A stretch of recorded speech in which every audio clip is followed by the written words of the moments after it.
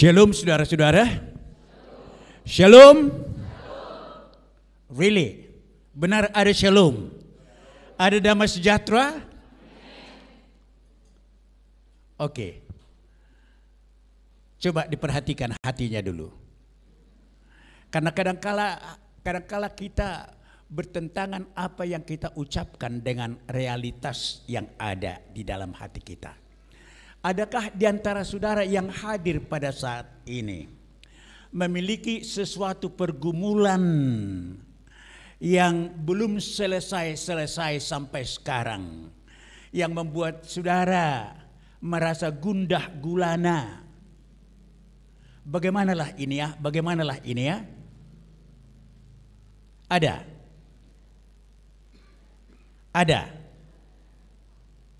Kalau tidak ada berarti benar ada damai sejahtera.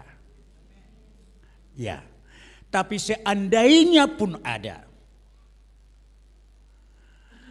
tidak ada yang melebihi damai sejahtera yang datang dari haribaan pencipta kita, pemilik kita, yaitu Tuhan Yesus. Damai sejahtera yang dari Dia itu bisa mengalahkan segala jenis sakit hati dan kebencian dan dendam. Dan itu merupakan bukti bahwa kita benar beriman kepada Tuhan. Karena firman Tuhan mengatakan siapa yang ada di dalam Kristus ialah ciptaan baru, bukan pendendam lagi, bukan penyimpan kesalahan lagi, tapi yang melewatkan kesalahan, yang melepaskan pengampunan kepada orang-orang yang menyakiti hati kita, walaupun barangkali tidak didengarkan kita mengatakan pengampunan. Sehingga damai surgawi itu hadir di sini, menguasai hati dan pikiran kita. Itulah arti daripada shalom. Shalom, damai sejahtera yang dari Tuhan. Mari kita membuka satu ayat dari firman Tuhan. Dari Roma bab yang ke-8 ayat 37. Roma 8 ayat 37.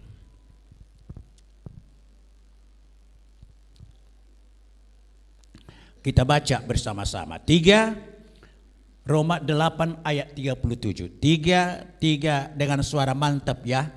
Suara anak Tuhan yang telah menikmati damai sejahtera itu. 3 ya. Tetapi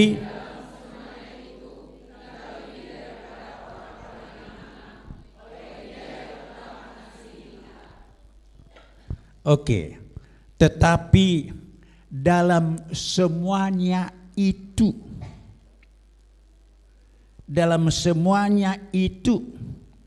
coba ibu perhatikan, bapak perhatikan ayat 35. Siapakah yang memisahkan kita dari kasih Kristus? Penindasan, kesesakan, penganiayaan, kelaparan, ketelanjangan, atau bahaya, atau pedang, dan yang lain-lain. Bisa ibu bapak tambahkan. Tetapi dalam semuanya itu yang disebutkan tadi di atas, ya, kita akan lebih dari pemenang-pemenang. Benar yang saya bilang itu? Benar? Wah, baca dengan cermat dong. Tidak ada kata akan di sana. Kita lebih dari pada orang-orang yang menang. Jadi orang Kristen yang menerima Kristus itu lebih daripada orang-orang yang menang. Banyak orang di luar sana yang menang barangkali, tapi kita lebih dari mereka. Amin. Amin. Oke. Jadi kalau ada masalah dengan suami sekarang, sudah diajak suami datang kepada ibadah, tidak mau, sudah didoakan, dibujuk-bujuk sedemikian rupa, dirayu-rayu, tapi masih tetap juga enggak mau. Kita lebih dari orang-orang yang menang dalam semuanya itu. Sekali lagi, amin. Puji Tuhan. Kita lebih daripada orang-orang yang menang oleh Dia. Jadi bukan oleh karena kekuatan kita, oleh Dia yang telah mengasihi kita, bukan yang akan mengasihi kita, yang telah mengasihi kita. Oke. Saudara yang dikasihi oleh Tuhan Yesus Kristus, tema kita ini berbunyi kebangkitannya, huruf besar, berarti kebangkitan Tuhan Yesus. Kebangkitannya, kemenanganku. Ya. Kebangkitannya, kemenangan kami, bukan kemenanganku. Mari kita introspeksi dulu. Benarkah kita lebih daripada orang-orang yang menang di sana dalam pergumulan-pergumulan yang kita hadapi sekarang?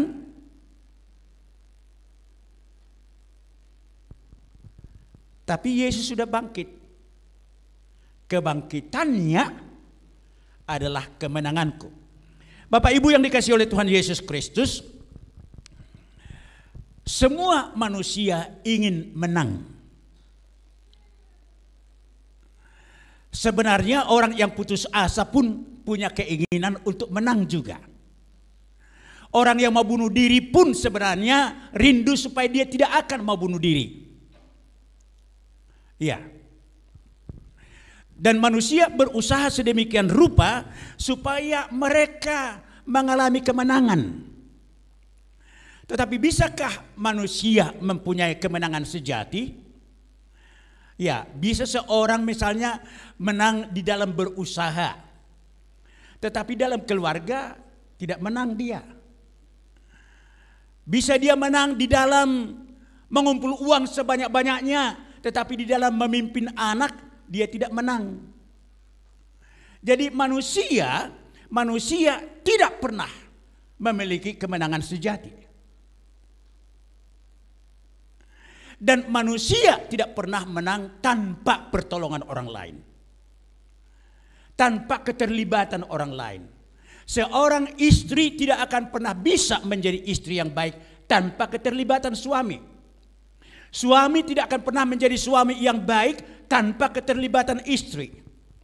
Anak-anak tidak akan menjadi anak-anak yang baik dan soleh tanpa keterlibatan orang tua. Jadi kalau anak bisa saleh, istri bisa berhasil, bapak bisa berhasil, itu karena keterlibatan orang lain. Tidak pernah oleh karena keterlibatan sendiri. Itu sebabnya satu orang pun tidak bisa di antara kita mengatakan, aku tidak peduli dengan kau, aku tidak butuh kau. Siapa bilang tidak butuh? Ya.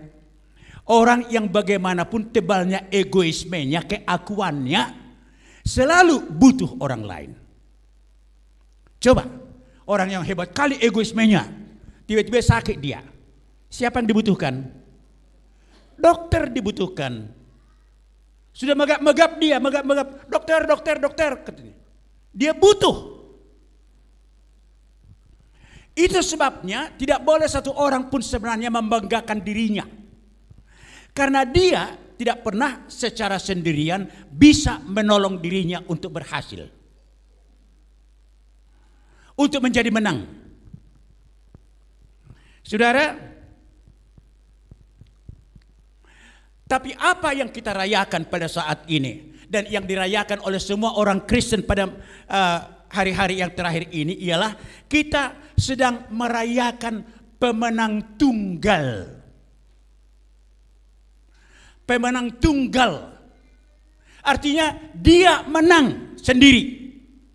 Tidak ada pertolongan orang lain yang dibutuhkan untuk menang.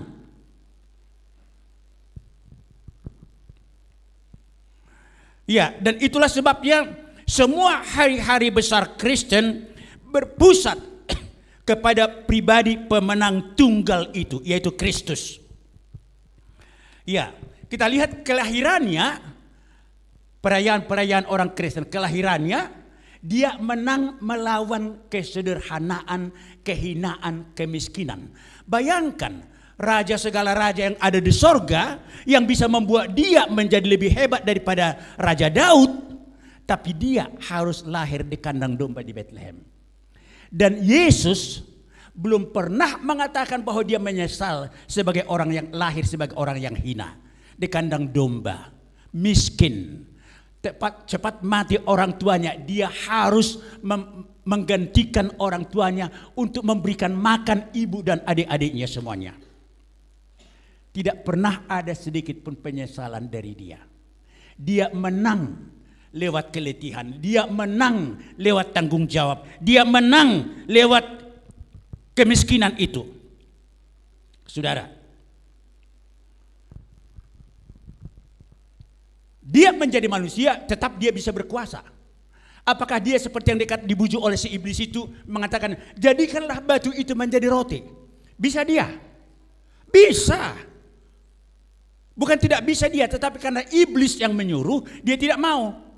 Bukan dia tidak punya kuasa. Seandainya pun dia mengatakan, batu-batu, aku nggak mau capek lah memberikan makan adikku dan mamaku. Batu-batu jadi roti ya? Bisa. Dia buktikan 5.000 orang makan, 4.000 orang makan dengan 5 ketul roti, 2 ekor ikan, berlebihan lagi.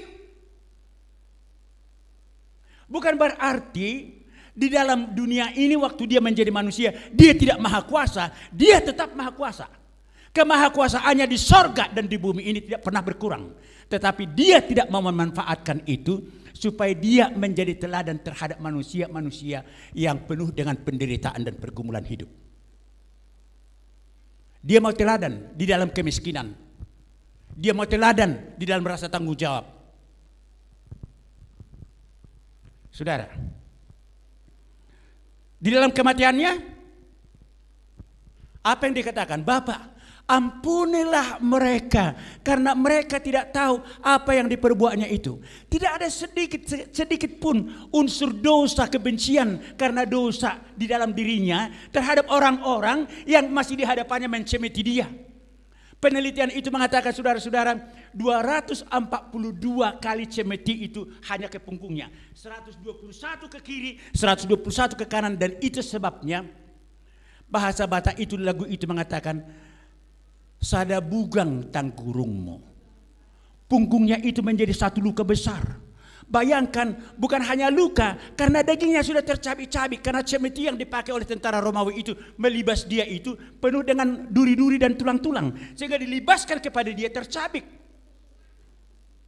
Ada kebencian sedikit, ada dosa sedikit sama dia? Enggak.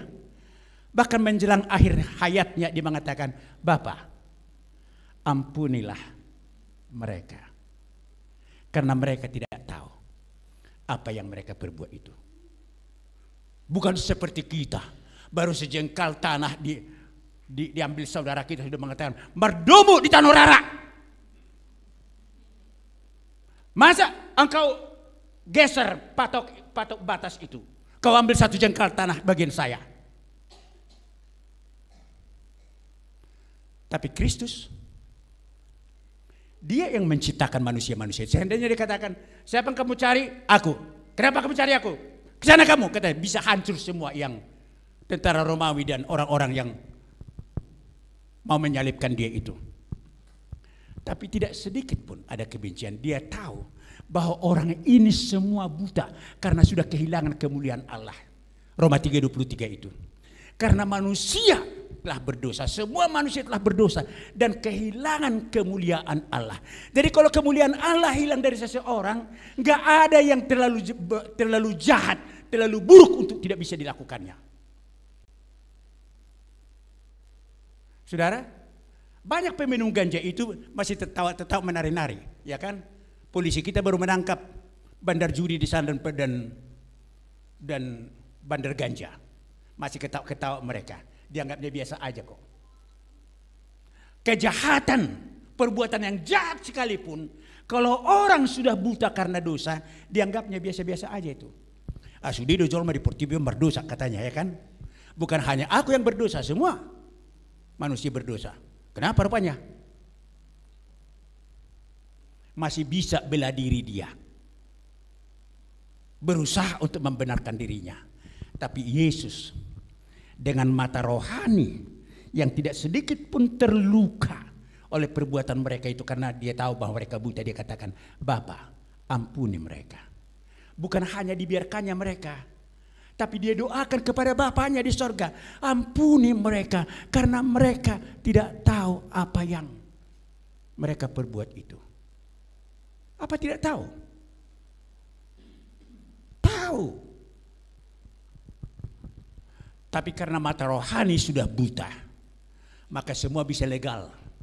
Bayangkanlah pemuka-pemuka agama orang Yahudi yang memimpin orang Yahudi beribadah kepada Allah. Mereka mengatakan, salibkanlah, salibkanlah. Dan mereka yang diberikan makan. Saya dengar Injil Lukas itu, drama itu. Ada suara seorang ibu yang buat kali mengatakan, salibkan dia. Ibu. Dan semua mereka berteriak-teriak. Semua mereka yang diberikan makan, yang dibantu dan yang diberkati oleh dia, berteriak-teriak mengatakan, salibkan dia, salibkan dia. Saudara, bayangkan. Jadi tidak heran kita kalau ada orang yang sudah diberkati Tuhan, lalu tiba-tiba jatuh dia misalnya dari kehilangan berkat itu sedikit lah. Terus dia mengatakan pada, kenapa kau Tuhan begini? Enggak sayang kau sama saya? Ada pengalaman saudara begitu?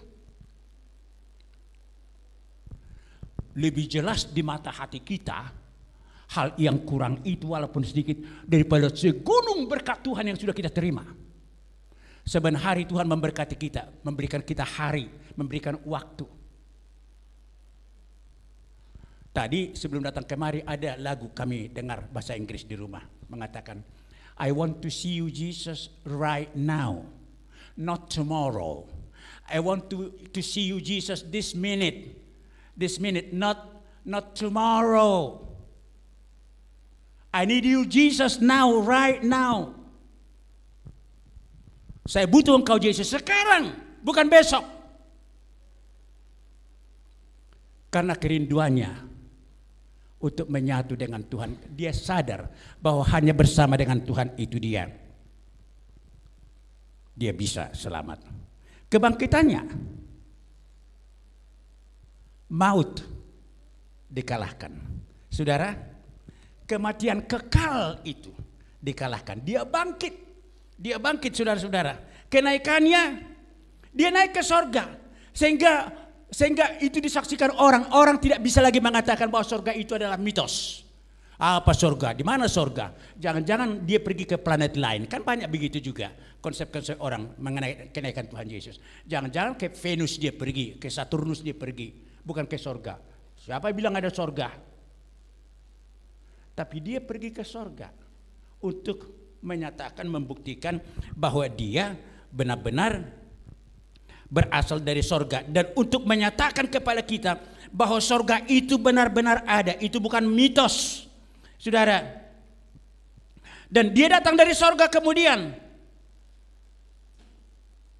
untuk datang membawa orang percaya pergi ke sorga, ke tempat yang sudah dijanjikan itu, saudara-saudara. Dan itu sebabnya kita sekarang walaupun kita belum pernah melihat Tuhan Yesus secara langsung dan belum pernah melihat sorga, tapi apa dikatakan iman? Definisi iman itu.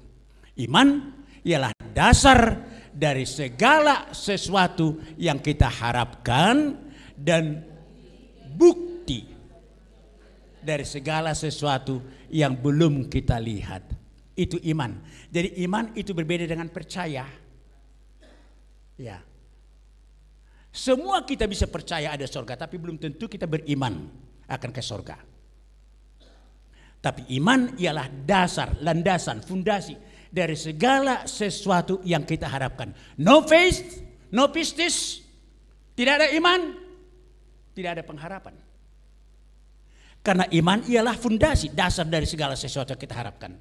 Dan bukti dari segala sesuatu yang belum kita lihat, belum pernah kita lihat, belum pernah ada naik ke surga selain daripada Tuhan Yesus. Yohanes 3:13 itu mengatakan begitu kan? Tidak ada yang sudah naik ke surga selain daripada Dia yang turun dari surga, yaitu anak manusia itu.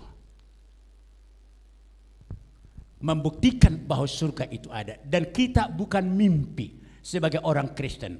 Kita bukan mimpi berharap bahwa kita ke surga. Supaya jangan ada orang Kristen mengatakan, siapa tahu, siapa boto-boto dah, itu emak mau mati mak.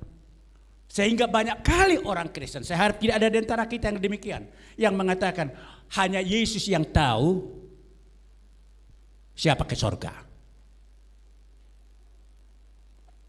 Sama itu dengan mengatakan, kalau misalnya kita mengatakan kepada anak kita, aku bapakmu ya, aku bapakmu. Dan anak itu mengatakan, siapa tahu bahwa kau bapakku. Ya. Dia turun dari sorga menjadi manusia dan naik ke sorga. Sorga itu ada. Dan itu fakta sejarah. Disaksikan oleh manusia, dia naik ke sorga. Dia naik ke sorga. Saudara, dan itulah sebabnya bahwa peristiwa-peristiwa yang kita alami sebagai orang Kristen yang ada hubungannya dengan hari-hari besar di mana Tuhan Yesus menjadi fokus hari besar itu. Yesus fokus kelahiran, kematian, kebangkitan, kenaikan, kedatangannya yang kedua kali, yang 5 ini. Saudara, semua itu adalah fakta sejarah. Fakta sejarah. Bukan hanya malaikat dari sorga yang mengatakan, tapi itu fakta sejarah. Kuburan itu kosong, itu fakta. Dia menunjukkan selama 40 hari dirinya kepada murid-muridnya, itu fakta. Agar jangan ada orang yang mengatakan bohong. Dan itulah sebabnya kita harus yakin akan hal itu. Jangan terlalu banyak kita berfokus kepada teologi. Teologi sangat penting itu. Teologi yang benar, Alkitabiah. Tapi kalau teologi tanpa keyakinan akan fakta kebenaran, itu kosong. Tidak ada artinya. Bisa kita berteologi, tetapi kalau kita tidak mengalami fakta dari karya Kristus itu yang menciptakan perubahan kepada kita, siapa yang ada di dalam Kristus ialah ciptaan baru. Berteologi pun saya, kalau saya tetap benci kepada teman saya, apa artinya? Saudara, oleh karena itu, landasan kekristenan kita itu, mengapa kita beriman? Karena itu karya surgawi tetapi juga merupakan fakta sejarah.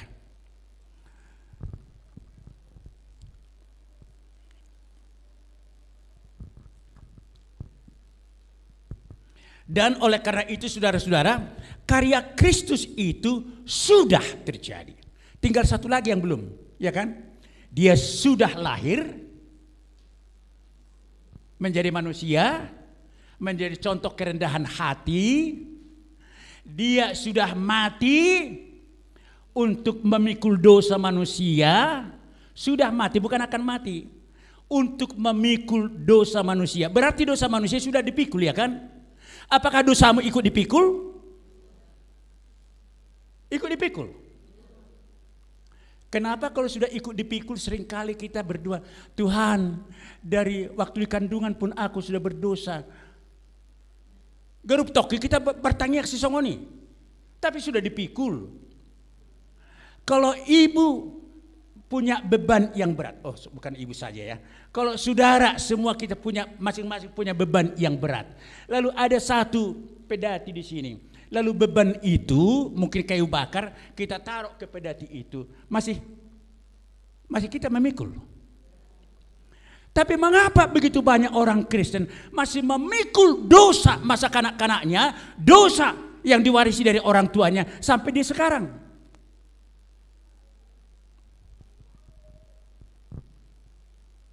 Ya, mengapa perjamuan kudus sebelum roti itu dan anggur itu diminum, dibaca dulu arti perjamuan kudus itu. Lalu pendeta mengatakan, sebagai hamba Tuhan, aku mengatakan dosamu sudah diampuni. Sudah diampuni. Lalu dikasih roti, dikasih anggur itu dimakan. Lalu dibaca lagi agenda. Tuhan, kami berdoa supaya dosa-dosa kami diampuni oleh Tuhan. Baru 5 menit yang lalu pendeta itu mengatakan, sebagai hamba Tuhan aku berkata, dosamu sudah diampuni. Dibaca lagi agenda, mohon pengampunan dosa. Yang mana yang diampuni Tuhan, yang mana yang belum, maka kita mohon sekarang. Bisa saudara mengerti itu sekarang? Betapa sering kita mengulang-ulangi yang tidak perlu. Saya rasa memang kita harus sadar bahwa kita orang berdosa. Tapi yang kita minta pengampunan dosa ialah, Tuhan, aku tadi berpikir begini, ampunilah aku. Tapi tidak perlu lagi kita meminta pengampunan dosa atas apa yang kita warisi dari orang tua, apa yang kita lakukan pada masa kanak-kanak kita, masa pemuda kita, apapun jenis dosa itu, apakah pembunuh kita, pernah kita meracuni orang dan yang lain-lain, itu sudah diampuni oleh Tuhan, sudah dipikul oleh Tuhan. Kalau sudah dipikul oleh Tuhan, tidak memberati diri kita lagi, sudah diambil dari kita. Tidak percayakah engkau bahwa engkau telah dibeli dan harganya telah lunas dibayar?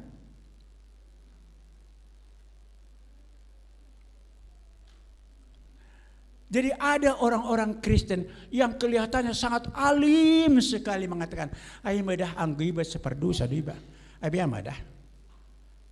Dan binoto mang natura rokko diba mang natu surga, enggak tahu apa ke neraka ke surga. Padahal sebentar-sebentar sudah perjamuan kudus.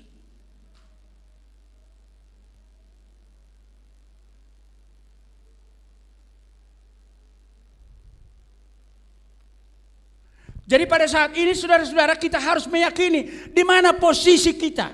Apakah kita memang hanya sekedar percaya karena tahu dan mengetahui, tapi tidak beriman?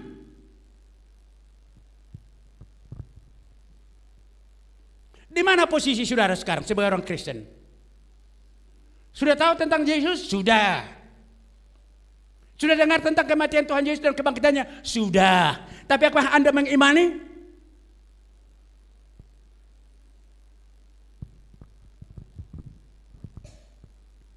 Masih adakah di antara ibu-ibu yang hadir di sini yang sudah merayakan Paskah tapi belum minta maaf kepada mertuanya,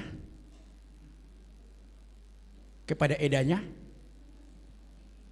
Ya terus terang aja, jangan kita berteologi-teologi ya hebat kali ya Paskah itu, ya hebat kali hari kematian itu, hebat kali begini.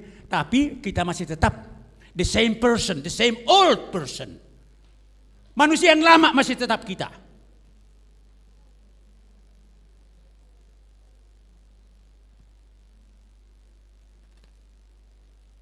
Sekarang perlu kita harus lihat diri kita di mana supaya kita bisa beranjak dengan benar, beranjak melangkah dengan benar. Orang yang sungkan atau kurang rela memberitakan tentang siapa Yesus kepada orang lain, termasuk kepada anggota keluarganya, itu merupakan bukti bahwa dia belum beriman kepada Tuhan Yesus. Jelas itu.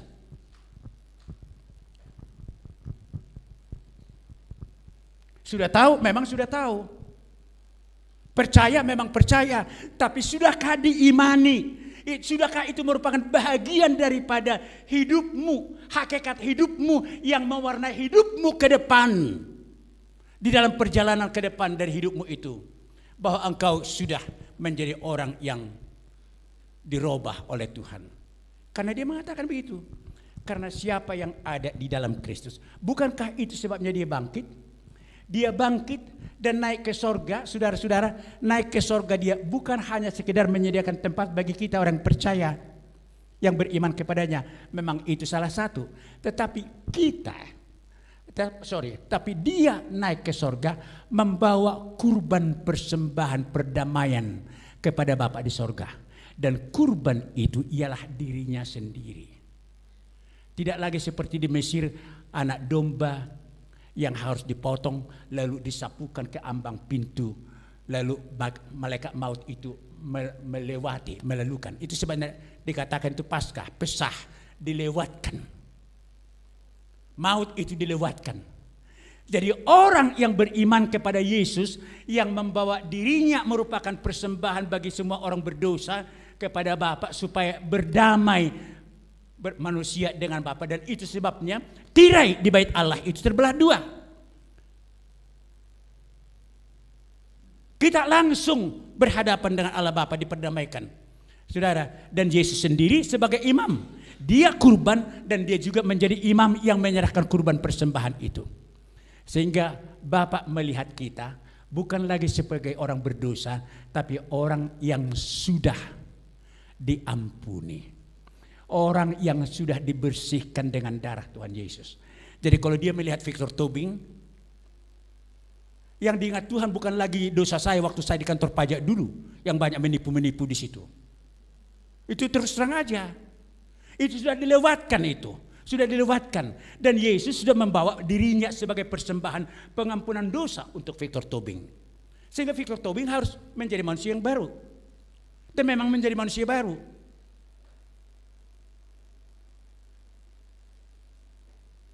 Itu sebabnya saudara-saudara, saya tidak enggan meninggalkan kantor pajak, saya tidak enggan meninggalkan profesi saya sebagai dosen, sebagai guru di international school, dan meninggalkan semuanya dan menjadi penginjil yang tidak bergaji. Kok bisa begitu?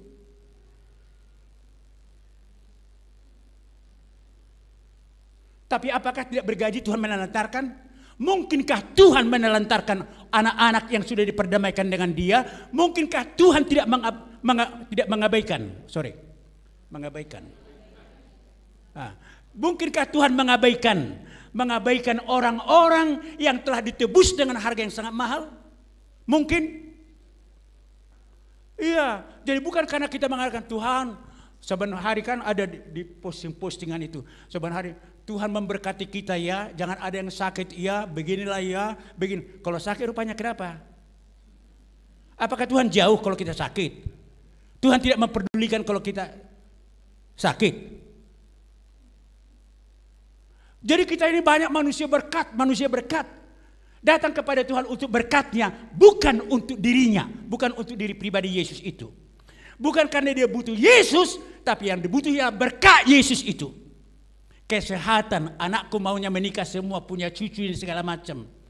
Penyakit jauh. Itulah yang diberkati oleh Tuhan. Siapa bilang demikian?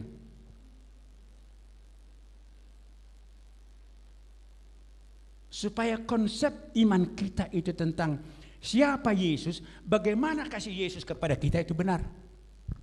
Karena, saudara, kalau pemenang pribadi itu yaitu Kristus, ya, soul winner, soul sendiri, tidak ada yang menolong dia, pribadi dia menang. Tapi fokus mengapa dia melakukan semuanya itu hanya satu, kasih.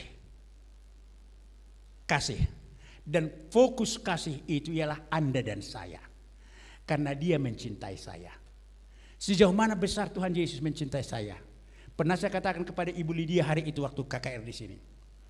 Kalau ibu membeli satu baju dan dibayar 5 juta, lalu ditunjukkan kepada bapak, Pak, tahu berapa harganya nih?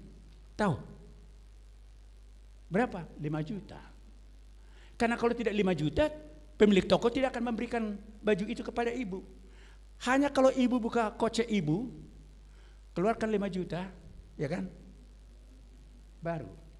Nilai 5 juta sama dengan nilai satu pakaian itu. Kalau saudara sudah dibeli, harganya lunas dibayar. Dengan apa? Dengan nyawa, dengan darah Tuhan Yesus. Jadi nilai saudara sekarang berapa? Sama dengan nyawa dan darah Tuhan Yesus. Mungkinkah Tuhan Yesus akan mengabaikan kita yang telah dibeli, yang harganya lunas dibayar dengan darah dan nyawanya?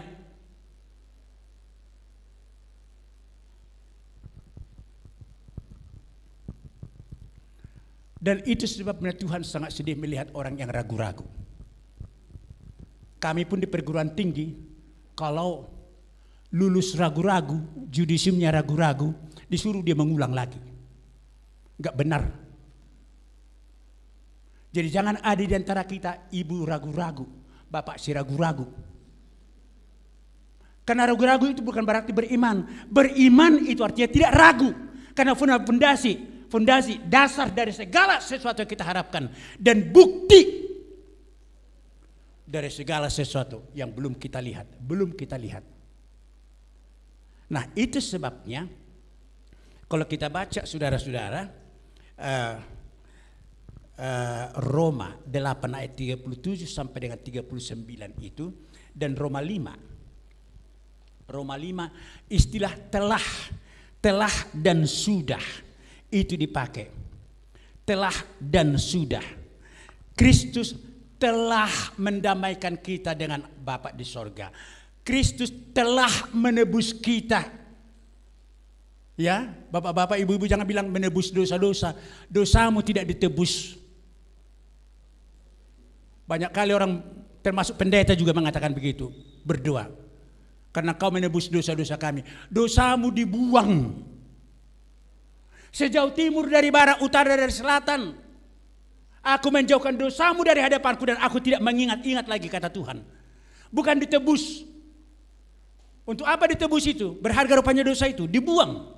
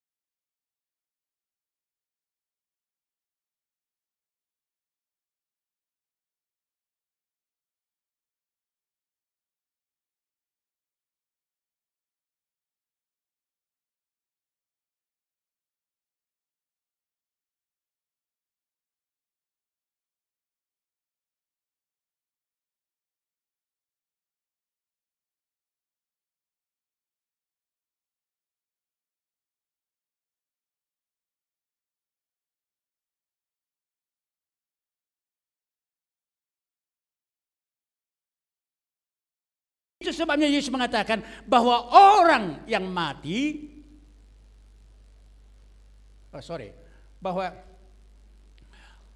bahwa orang yang apa yang dikatakan pada ayat 25 Yohanes 11, bahwa Lazarus walaupun dia mati tapi hidup. Orang yang mati hidup di mata Tuhan. Ya. Dan itulah sebabnya kita katakan, kita kalau meninggalkan kehidupan ini beristirahat sementara menunggu Tuhan datang untuk membangunkan kita. Hei kawanku, pendeta Hutauruk. Tidak dikatakan pendeta Hutauruk, ya, gak dibilang lagi pendetanya itu.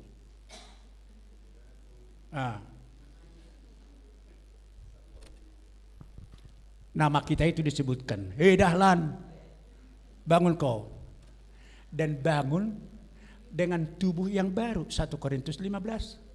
Tubuh surgawi. Jadi bukan ini lagi. Ya, bukan ini lagi. Jadi benarnya lagu kita itu.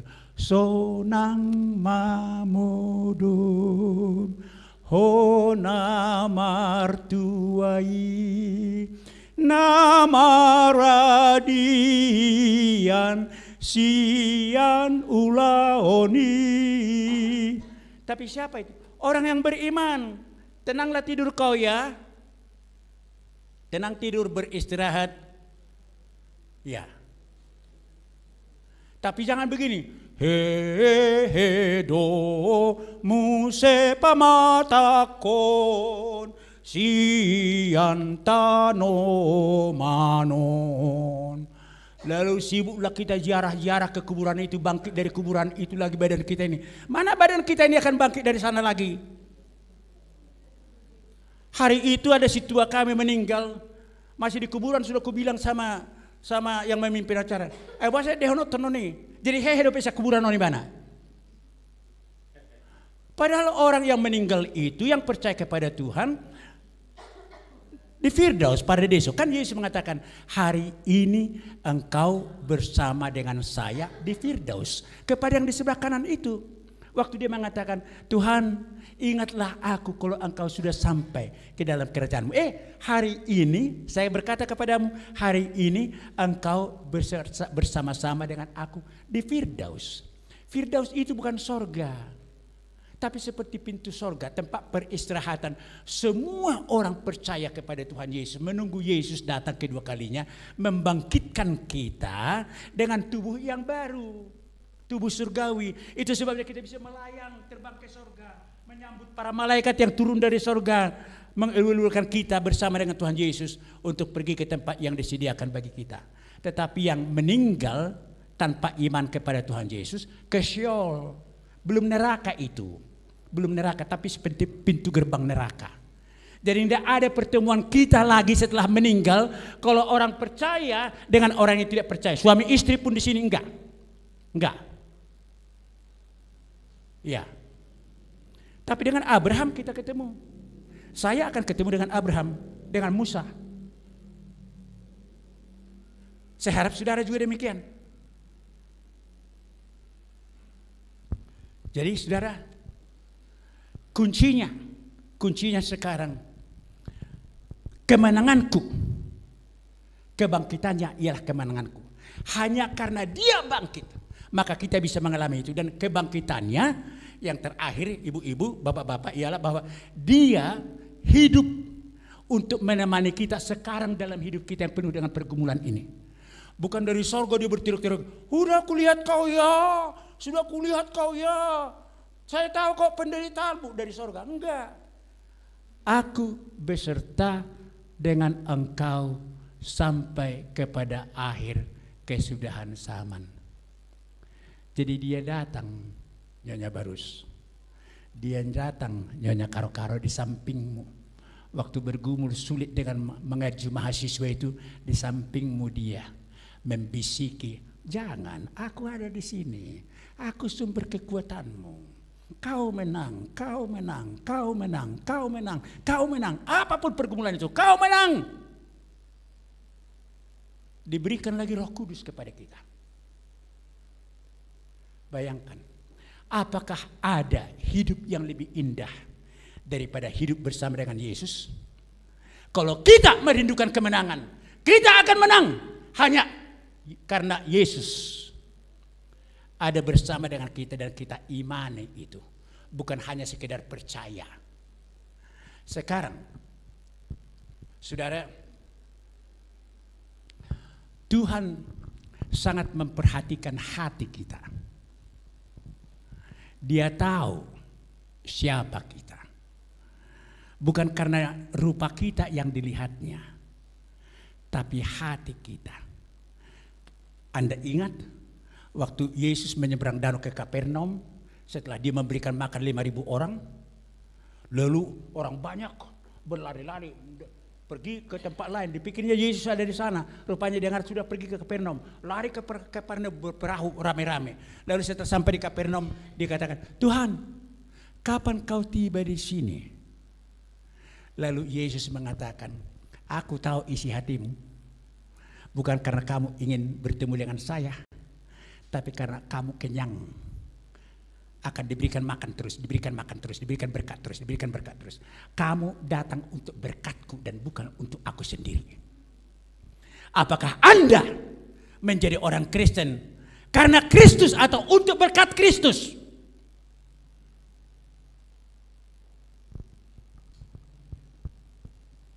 Apakah Anda berdoa karena kau mencintai Kristus, menikmati bagaimana pengorbanan Kristus, atau supaya anakku diberkatilah, supaya ini ku Tidak salah kita doakan anak-anak kita itu. Lupa pun kau mendoakan itu. Kristus tidak pernah lupa untuk memberkati anakmu itu. Yang dilihat Kristus adalah hatimu.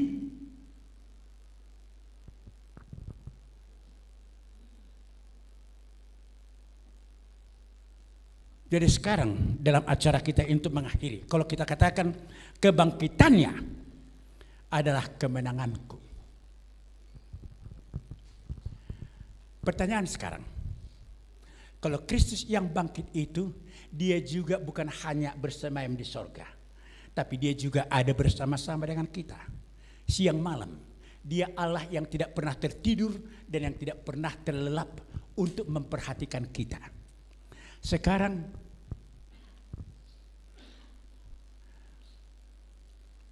mari kita merenung sejenak.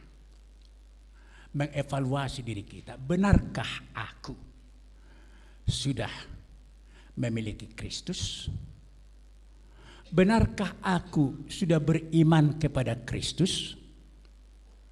Atau aku hanya sekedar percaya, tapi percaya karena aku membutuhkan berkat-berkatnya, bukan diri pribadinya yang kubutuhkan. Di mana sebenarnya kedudukanku sekarang? Apakah aku orang beriman atau hanya orang yang mengetahui siapa Tuhan Yesus itu?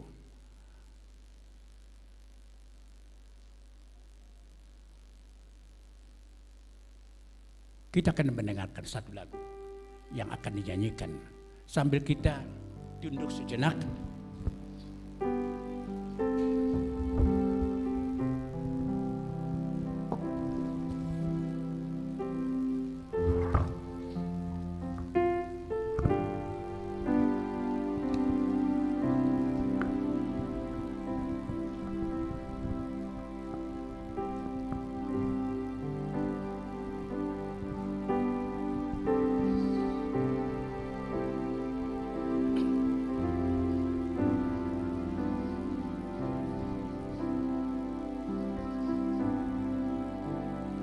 Mari kita mengevaluasi diri kita. Tidak usah kita enggan atau malu untuk mengaku, karena Tuhan tahu hati kita. Benarkah aku ini sudah menjadi orang yang beriman kepada Tuhan Yesus? Mengapa aku begitu gampang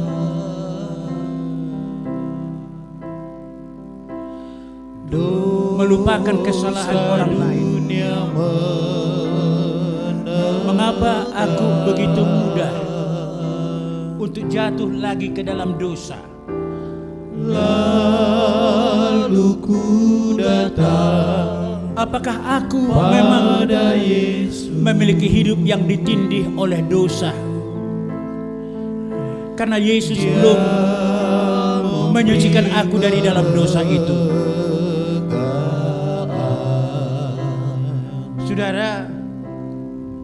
Saudara tidak akan ditanya apakah saudara orang Kristen, karena saya tahu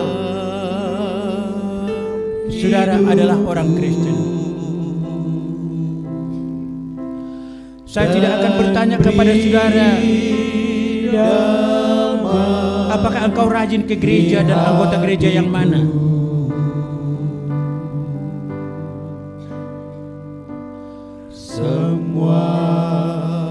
Apakah Anda sudah memiliki hidup yang berubah?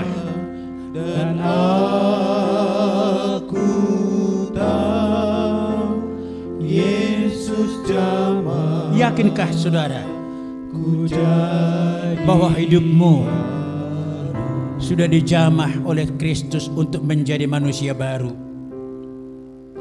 Manusia yang lama dengan sifat-sifat yang lama sudah berlalu, dan Anda sekarang menjadi manusia baru. Kapankah saudara tindih dengan resmi didorong oleh keyakinan iman untuk membuka hati menerima Tuhan Yesus di dalam hidup saudara menjadi Tuhan dan Juru Selamatmu secara pribadi? Selalu ku datang pada Yesus.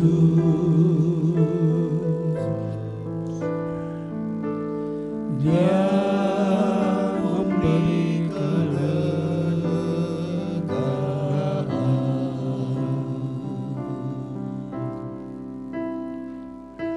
Dia jamah segenap hidupku dan beri damai di hatiku.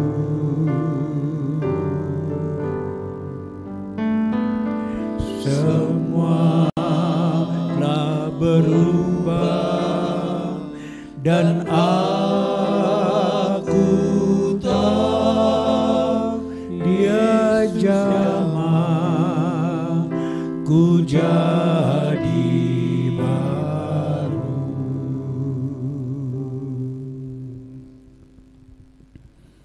Saudara, kapan Anda meyakini bahwa hidup saudara sudah dijamah oleh Tuhan di dalam kerinduan Tuhan supaya hatimu menjadi tempat di mana Dia akan bersemayam, tinggal di dalam hatimu?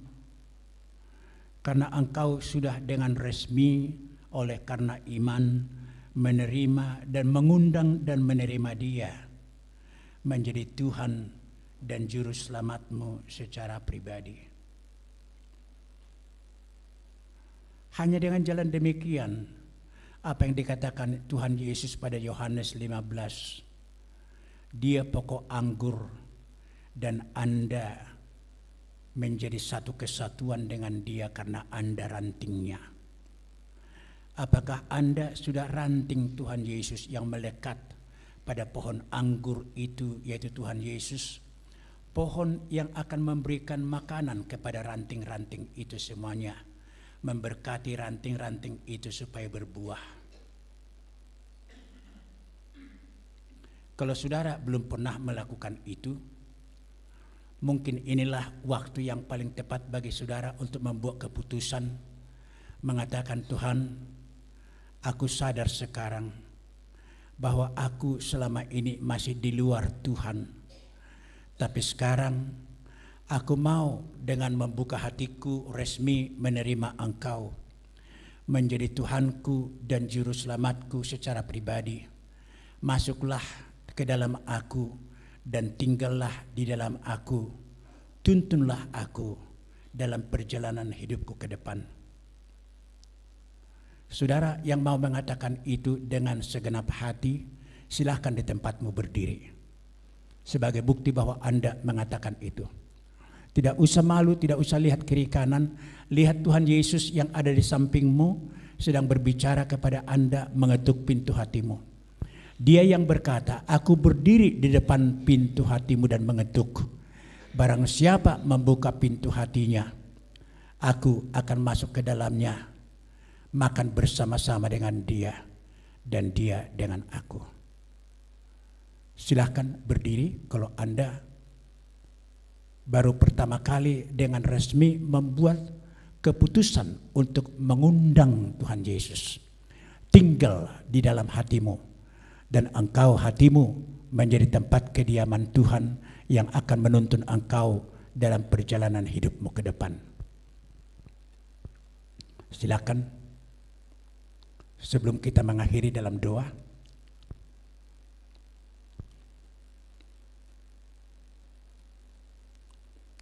berdiri aja di depannya, bukan di depan, di tempat duduknya. Tidak ada, berarti semua yang ada di sini sudah terima Tuhan Yesus. Puji Tuhan, puji Tuhan. Marilah kita tunjukkan itu dengan perubahan hidup. Jangan gampang sakit hati. Jangan dikendalikan oleh perasaan dan pikiranmu. Ya, periksa hatimu, tidak ada lagi dendam di dalam hatimu. Tidak ada lagi engkau simpan kesalahan orang-orang lain di dalam hidupmu. Kalau ada kau simpan, nanti pulang dari sini berarti engkau rela untuk menyelesaikan itu dengan orang-orang itu. Supaya Anda memiliki jiwa dan hati yang merdeka, lepas dari tindihan dosa dan beban itu, seperti nyanyian tadi. Puji Tuhan, mari kita berdoa. Bapa yang di sorga, terima kasih karena Engkau menganggap kami menjadi manusia yang berharga di mata Tuhan. Dikala kami hidup di dalam hidup yang lama, kami adalah rongsokan yang tidak berguna. Sama seperti sampah-sampah plastik-plastik yang terbuang di tempat sampah di sana yang tidak ada gunanya lagi. Karena kami telah kehilangan kemuliaan Allah.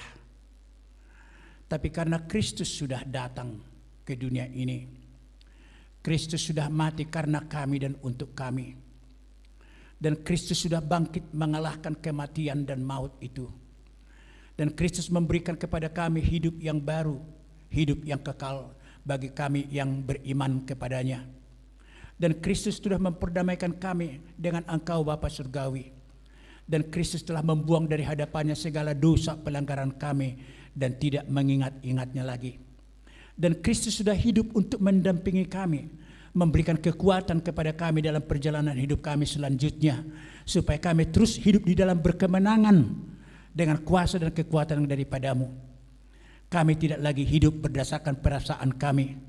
Kami tidak lagi hidup berdasarkan pikiran kami, emosi kami, kehendak kami.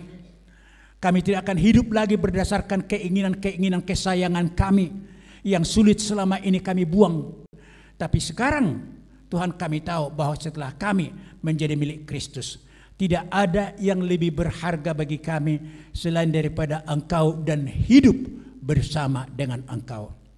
Tidak ada lagi yang paling kami butuhkan di dalam kehidupan ini selain daripada selalu didampingi oleh Tuhan, agar kami menjadi pemenang-pemenang dalam hidup ini. Sampai kepada akhirnya Engkau memanggil kami dari kehidupan ini.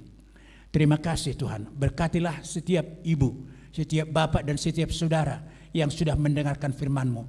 Dan jangan ada satu orang pun yang masih pulang lagi dengan keraguan bahwa dia belum anak Tuhan, belum dibeli dengan harga yang lunas dibayar.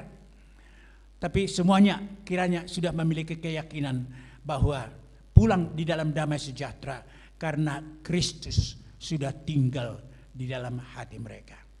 Terima kasih, terpujilah Engkau Tuhan, dan berkatilah mereka, berkati keluarga mereka, berkati kerinduan hati mereka, anak-anak mereka, dan profesi mereka. Berkati Tuhan, supaya lewat itu pun mereka bisa menyaksikan kebaikan Tuhan, kesetiaan Tuhan, penyertaan Tuhan kepada mereka. Terpujilah Engkau, kekal sampai selama-lamanya. Pakailah kami semuanya Tuhan, menjadi alat-Mu, dan biarlah lewat kami makin banyak orang yang percaya kepada Tuhan Yesus. Dan biarlah lewat kami tidak ada lagi satu orang pun dari anggota keluarga kami yang belum beriman kepada Tuhan Yesus. Terima kasih. Di dalam nama-Mu ya Tuhan Yesus, Raja Pemenang itu, kami telah menyerahkan doa kami ini. Amin.